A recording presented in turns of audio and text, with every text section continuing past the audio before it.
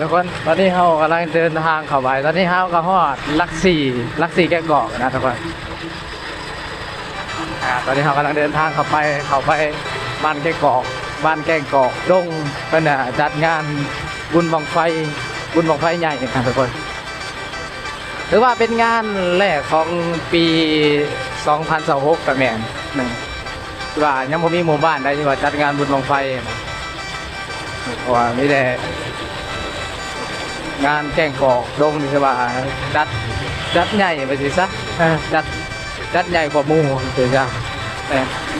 เพราะว่าคนจัดใหญ่ได้ปีนี้นะคนไปเบิ่งว่าตอนนี้กำลังเดินทางกันไปว่าคนทางเพิ่นเขาโอ้โหงามเลยทุกคนเลยมันมีไฟเยื้องทางมียังทางแหน่อะไรเนี่ยทุกคนไปเบิ่งไปรอรุ่นรอเบิ่งกันว่างานเนี่ยสิยิ่งใหญ่สำไหนบังไฟหลายบอหรือว่าเพิ่นมีกิจกรรมยังแน่ในงานนะเพิ่นมีการแสดงสินค้ายังแน่แล้วก็มีฟ้อนบอกท่านเดี๋ยวบอกหรือว่าจังใดหรือว่าเอามาวันช่วง1 โมงแหละทุกคนโอ้โหสิท่านเป็นฟ้อนบอกหรือว่าจังใดจะมาเป็นแสดงศิลปะนะทุกคนไปเบิ่งน้ำกันรอรุ่นรอเบิ่งน้ำกันบ้านแก่งกอกเหนือวันนี้กำลังฮอดบ้านแก่งกอกเหนือเพราะอะไรพี่น้องงานเพิ่นจัดอยู่บ้านแก่งกอกดงบางคนก็สิบอกว่าบ้านแก่งกอกดงไปทางไหนคลิปนี้มีคำตอบแน่นอนบัตรบ้านแก่งกอกดงอยู่ทางใดนะบางคนก็ได้เห็นแต่บัตรบ้านแก่งกอกเหนือบ้านแก่งกอกนะครับผมบอกว่าบัตรบ้านแก่งกอกอยู่ใส่กันแท้บัตรแก่งกอกเหนือแก่งกอกเนื้อเป็นกอกดงตอนนี้ทำมาฮอดเกาะเลยนะเกาะเป็นสัญลักษณ์ของมันเอง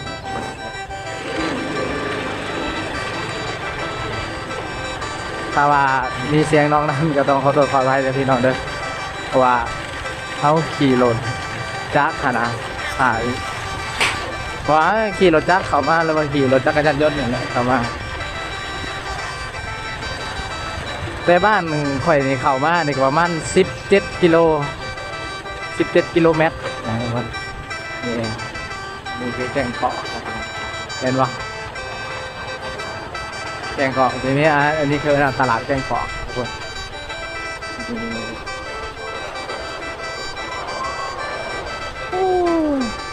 อยู่ดีถือว่า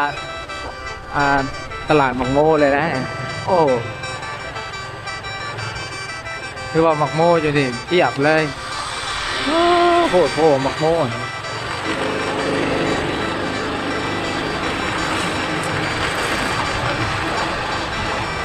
อันนี้คือเส้นทางไปวัดบ้านแก่กอกดงนะทุกคน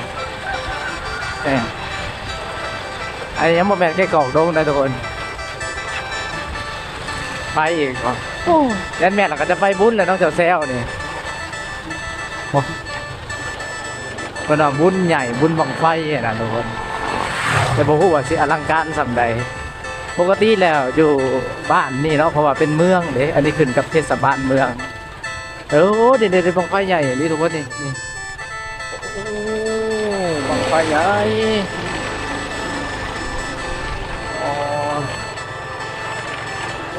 เนี่ยทุกคนอันนี้คือเส้นทางไปวัดบ้านแก่งกอกดงนะทุกคน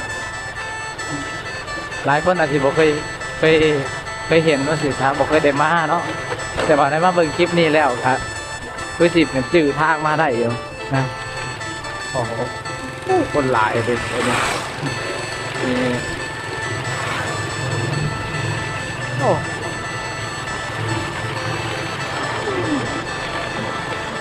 โอ้คนละทุกคนวัดที่แม่นพวกทางหน้าคนละพอเห็นก็จะไปเซลอยู่ลูกพี่แมนงานบุญใหญ่แต่ว่าเราคนกันลาใช่ไหมผู้ใดก็อย่างมากมาลินบุญมาสิครับแต่ว่าจะทันอยู่เพราะว่าขบวนพรนะเพื่อนมีขบวนพรของแต่ละบ้านนะแต่บ่ฮู้ว่าเขาจะทันบ่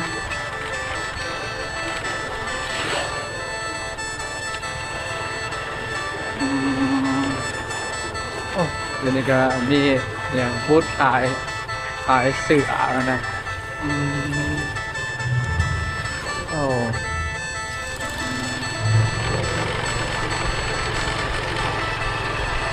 อันนี้เป็นหนองกันนะทุกคนหนองกันเนี่ยนี่คือหนองกันทุกคนเดี๋ยวเราเป็นหญ้าเนี่ยก็มีน้ำทั้งกลุ่มเลยหญ้าอยู่ทั้งเทิงอยู่เลยโอ้โหเลยทุกคนเห็นแล้วทางมันไฟใหญ่ๆอยู่เลยทางหน้าคนนะอืมโอ้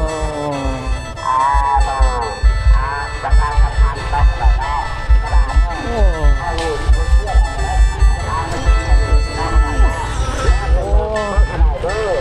คนเนี่ยกำลังเริ่มมาเลยโอ้เอ้า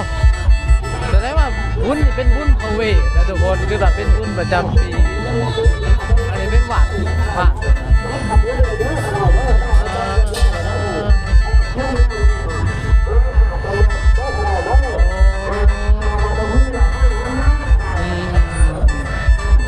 แสดงว่าเพิ่นพรเนี่ยเพิ่นพรแล้วเนาะเนาะแสดงว่าพรนี่พรเรียบร้อยแล้วเนาะอ่า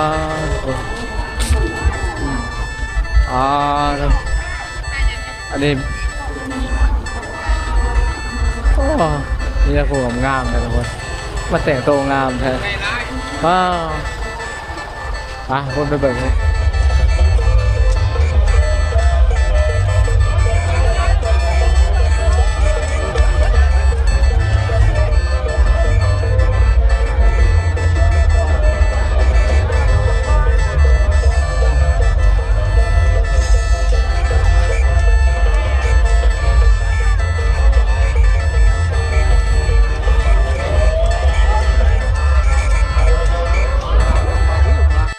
ทุกคนไม่เห็นน้องแป้งสวัสดีน้องแป้งโอ้น้องแป้งนี่คนงามมาเลยทุกคนเลยตัวจริงเพิ่นโอ้งามแฮงอะไรเลยน้องแป้งมาอยู่น้ำไอ้ตัวหนุกวะเดี๋ยวนะโอ้ฝากเจ้าเพจสนุกไข่เนอะโอ้ว้าวมือนี่มันกำลังกันวุ่นเลยไว้กับงานทุกคนมาสิถามเล่นน้ำน้องเพิ่นก็ไม่ได้ถามซ้ำมือนี่นะเนี่ยมือหน้าจะมาจากเขาไม่ได้น้ำน้องคนเยอะทุกคนเลยนี่คือน้องแป้งคนกำลังดังทางงามทางดังเด้น้องแป้งเด้คนก็งามแหมอันนั้นก็คือเจ้าของเพจชื่อดังก็คือตัวนกสอบนะฮะตัวนกแล้วทุกคนเด้อนะโอ้เจ้าของมันยิ้มเปื่อยๆแล้วมันแจกยังได้นอนเนาะ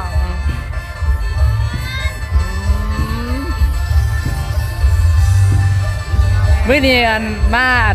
มีจังแหน่เครื่องมาแจกมันมีโอ้อะไรเนี่ยมากันสิโอ้โอ้ข้ามมาจากสะพานนักเรียนเด้อมาจากห้างต้นอกขอบเด้อโดยใครที่ว่าเป็นเอฟซีอยู่กับราคาได้เด้ออยู่วัดอยู่วัดแก่กอกดงเนาะโอเคตัวเลยน้องแป้งเพิ่นเอ้าทวิตกับบริจืดแล้วว่าน้องแป้งน้องยางใกล้เสยแล้วนะโอ้บอกจะว่าคนงามเห็นเอ้าจนวันแนมแบบอ้าวคุณเห็นว่าอ้าวน้องแป้งเด้อน้องแป้งเด้อว่าฉันคนนี่ทุกคนตอนนี้มาหอดงานบุญนะทุกคนวันนี้เขาว่าหอดบนเป็นจุดบังไฟนะทุกคนอันนี้เป็นบรรยากาศในงานนะผู้สาวก็หลายเด้อทุกคนนี่ผู้สาวก็ไม่หลายเนี่ยนะทุกคนนะไปเบิ่งทุกคนไปเบิ่งบรรยากาศมีแต่วัยรุ่นนะไม่แต่ผู้บ่าวนะอันนี้จักมาพ่อผู้ใดเนาะอันนี้เนาะอันนี้คือคลิปแนลเนาะนี่ซีเป็นไงซีแผลโบซีตุ๊กบ่เดี๋ยวสิปั๊บหายเดี๋ยวสิปั๊บเกตสีขึ้นให้เอาสีแห้งบ่โอ้จะไปทางพุ่นบ่ได้ดีนะเอาเนี่ยมันมาห่างมาไฟอยู่ในใกล้ๆได้นี่นี่เขาอยู่นี่แหละประมาณนี้แหละพอดีงามมันอยู่ใกล้ร้านมันก็จีเชียงพวกนั้นนะ บ่ฮู้ว่าบังไฟมีหลายปานใดแต่ว่ารับรองว่าหลายอยู่นะเพราะว่าเห็นบังไฟใหญ่ก็เจ้าก็มีอยู่เด้นี่เด้บังไฟใหญ่ก็เจ้าก็นี่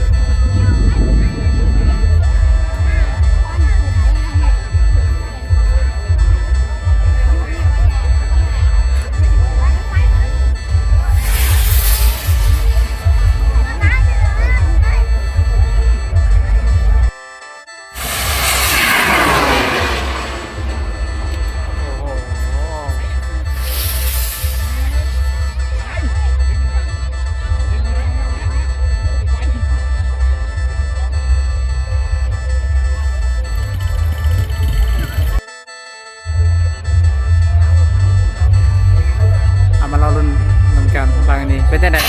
โอ้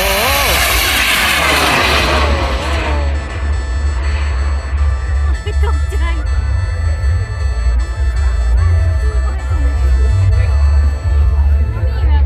แบบอันนั้นเลยเนาะ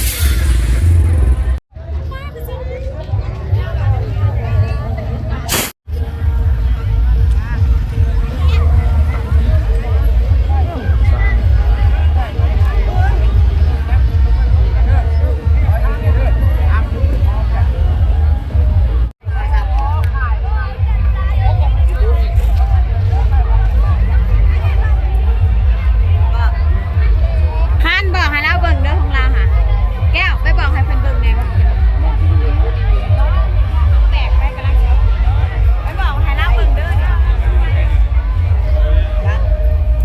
เด็กผู้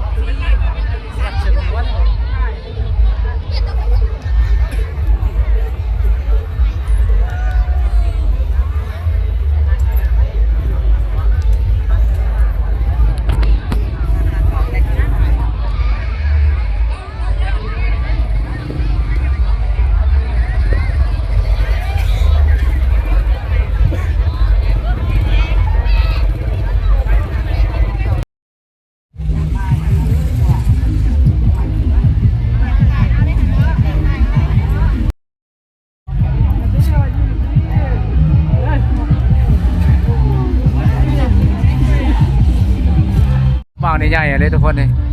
เอาไปแล้วไปแล้วไปแล้วไปแล้วโอ้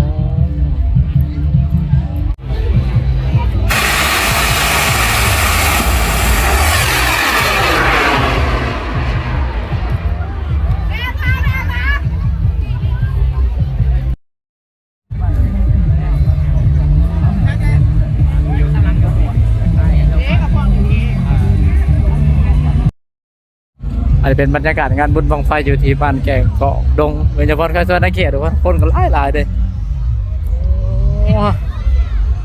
โหดพ้นพ่อนี่เพนว่าจะเอาบังไฟใหญ่ขึ้นทุกคนเลย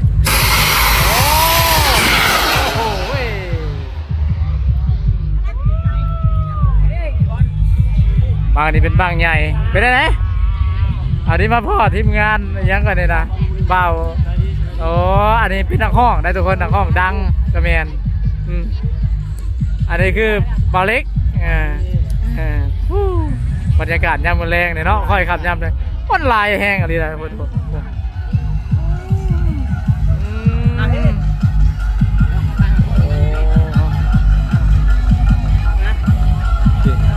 โคตรโว้ว่ะคนทุกคนเด้อลายแห่ลายมาก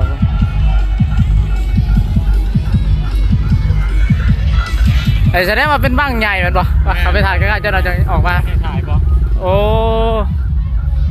ใหญ่อะเรียกแต่คนบ้างนี่นะฮะโอ้บังไฟตะไล โอ้พูดทุกคนเห็นป่ะเดี๋ยวก็นี่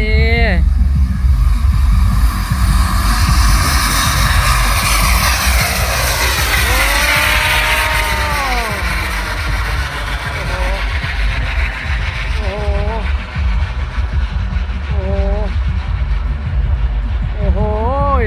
บอกว่าตะไลนี่คือว่าเป็นบ้างแรกของอันบ้านเฮากับแมนแล้วเขตเฮานี่ถือว่าบ้างตะไลบ้างนี่เป็นบ้างแรกบ้างทบิดเนี่ยป้อขึ้นสูงกันเลยนะทุกคนผมอ๋อดูอ๋อนี่มันกำลังจะเอาบ้างใหญ่นี่ขึ้นนะทุกคนนี่ใหญ่แท้ใหญ่ว่าบ้างนี่เขาน้องไฟอย่างนี่น้องไฟแสนป่ะน้องไฟแสนนั่นโอ้โตโหดเลยทุกคนนี่น้องไฟแสนแม่นนี่โหดอะไรบ้างนี่แต่กี้กับบอได้เคยเอามาจากเถื่อนป่ะแม่เคยเอามาห้ากับปีแต่บังไฟหมื่นเนาะอันนี้เป็นบังไฟแสนคือว่าปีนี้เป็นปีทบิดที่ว่าเอาบังไฟแสนมาจุดอยู่งานบุญบ้านนะครับโอ้โหดูทุกคนสุดยอดเลยดูอ๋อใส่คนจะค้นดึงค่ะจะค้นในดึงนี่เหมือนเดิมป๋อเธอจ่องบังไฟไว้ฮะจะมันรุดนะท่านี่กับผมดูจะค้นละทีมงานเหมือนโบใส่คนเป็น10กว่าคนทุกคนเลยเพื่อจะเอาขึ้นมาได้นะไม่ได้ง่ายได้นะโหดแล้วบังไฟนี่ลายออกมาเหมือนเด็กน้อยเด้อผู้ใหญ่มันอันตรายได้บางใหญ่ได้นั่นเด็กน้อยเอาออกมาเมื่อเลย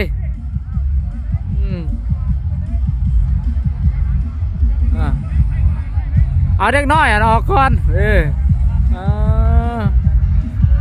แต่ว่าเขาก็ยังชิได้ปุ๊บคือกันได้บ่ไหวใหญ่แห้งบ่เขามันแตกในห้องได้หรอพูดถ้ามันแตกในห้องได้บ่อนคนหลายๆพูดนะถ้ามันแตกห้องมัดแถวนะโอ้ห่างย่านโบแตกมันบ่โอ้พ่อใหญ่กับโบแตกพ่อใหญ่โอ้เดี๋ยวพ่อใหญ่มาคล้องแท้มาคอยอยู่ไม่แตกพ่อใหญ่ว่าขับประกันเลยพ่อใหญ่ว่าสุดโหดเลยลี่ตามต้นตอกต้นตาลไปใช่แล้วทุกคนก็มันแตกอะไรกันนี่แล้วนี่โดดลงนี่แล้วกันเลยอย่างเดียวปิ้งเด้ออย่างนี้ปิ้งนี่ร้ายอะไรมันบอกร้ายเพราะว่าปีนั่นมีเด็กน้อยในบ้านมาลงนะเขาปีงจับเต็มอยู่มันสิขึ้นมาบ่เนาะมันมาถือกินโคตรน้ำมาหรอกเนาะอ๋อเดี๋ยวบางนี่ถือว่าโหดสุดๆเลยทุกคน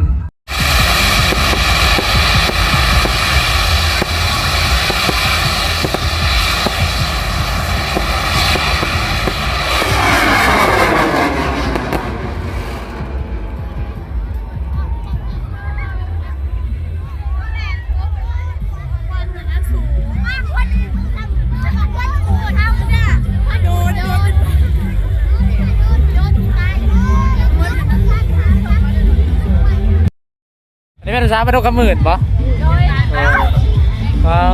แต่มีแต่คนอันนี้ก็แม่นปะผู้นี้ได้เห็นนางนาบูดอยู่ไหมท่านอ๋อโอ้เราให้กับพัวแล้วก็เลยนาบูดนั่นเนาะบายแบบนี้กลับกันทุกคน